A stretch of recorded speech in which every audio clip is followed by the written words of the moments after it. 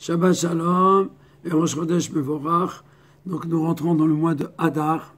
Mishenechnas Hadar, Marbim Besimcha. Depuis que le mois d'Hadar rentre, la Lacha nous demande Marbim Besimcha, on multiplie dans la joie. C'est-à-dire qu'on était déjà joyeux. Mais la Torah nous demande d'être un peu plus. Et c'est pas qu'on est un peu plus, c'est qu'on doit aller de plus en plus joyeux. Et surtout que maintenant on a 2 mois d'Hadar. Et le mois d'Hadar, c'est écrit clairement dans la Lacha que c'est un mois de Mazal et que même si quelqu'un aurait un jugement, ce serait bien de le faire ce mois-là. Et là, on a 2 mois d'Hadar que Dieu nous donne. Et Mazal Bari avec la santé. Amen, Keni Ratzon. Et avec quel paracha donc on rentre dans le mois d'Hadar? Avec la paracha de Teruma. Teruma, c'est une paracha qui est tellement connue, qui est tellement importante, parce que c'est la paracha où les Bnei Israël vont construire pour Dieu un Mishkan. Alors juste un peu d'histoire, de repères historiques. Donc les enfants d'Israël sortent le 15 Nissan d'Égypte, et ils attendent 50 jours pour recevoir la Torah, donc ça va être le 6 Sivan.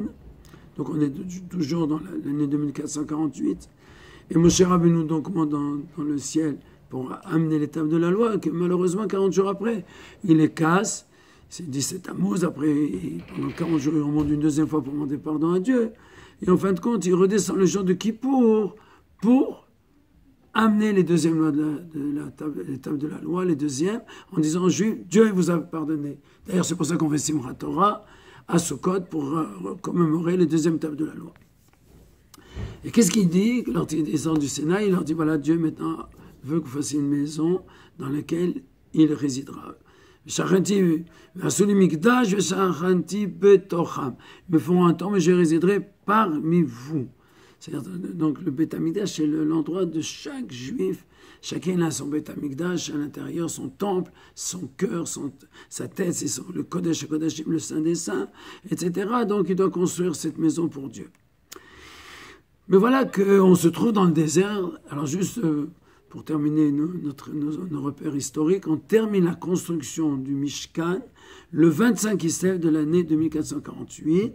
Non, pardon, 2449, puisqu'on est déjà après Kippour, et l'inauguration n'aura lieu que quelques mois après le Rosh Chodesh Nissan 2449. Alors, revenons à notre sujet. Dieu demande 15 éléments pour construire le temple. Certaines laines qui sont avec des couleurs très spéciales, du lin, des pierres précieuses, et un des éléments qui est des parfums, un des éléments qui est très important, c'est les kerachim, c'est-à-dire du bois de cèdre avec lesquels on va construire le Mishkan avec plusieurs ustensiles qui vont être couverts, certains avec de l'or, certains avec du bronze, et avec ça on va faire le Mishkan. Donc ça s'appelle les kerachim. Et alors la question se pose, d'où est-ce qu'ils ont eu des kerachim dans le désert? D'où ils ont trouvé ça? Et il en fallait beaucoup. Alors la réponse, Amar Rabbi Tanchuma, c'est le verset dit, Vasita kerachim, mais tu feras kerachim les poutres. C'est-à-dire avec l'article défini. Ça veut dire l'article défini, c'est des poutres qu'on connaissait déjà. D'où les connaissait? Rashi pose la question.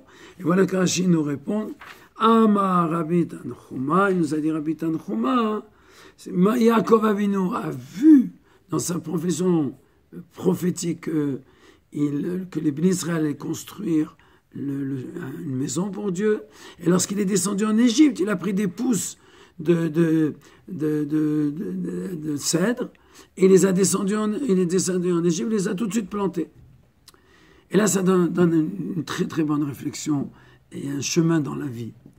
Qu'en réalité, même que Yaakov savait qu'il descendait en exil, dans un exil amer, qui allait se terminer d'une manière, c'est vrai, miraculeuse, mais qui allait causer au peuple d'Israël beaucoup de souffrance, ils allaient jeter leurs enfants, etc. Et alors, il n'a pas perdu l'espoir. Il savait qu'un jour, ils allaient sortir de cet exil.